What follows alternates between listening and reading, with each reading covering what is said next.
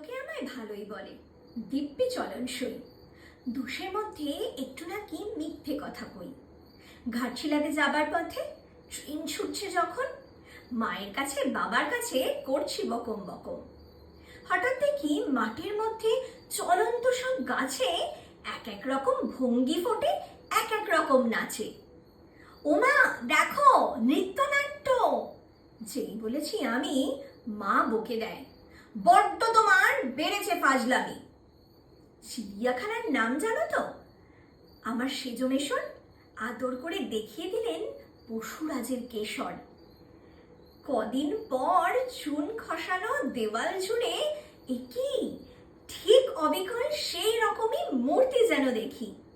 ক্লাসের মধ্যে যেই বলেছি সুরঞ্জনার কাছে, জানিস আমার ঘরের মধ্যে সিংহ বাঁধা আছে। শুনতে পেয়ে দিদিমণি অমনি বলেন, শোনো, এসব কথা আবার যেন না শুনি কখনো। বলি না তাই, সেসব কথা সামলে থাকি খুব। কিন্তু সেদিন হয়েছে কি, এমনি বেওকুফ। আকাশ পাড়ে আবারও চোখ গিয়েছে আটকে। শরৎ মেঘে দেখতে পেলাম রবীন্দ্রনাথকে।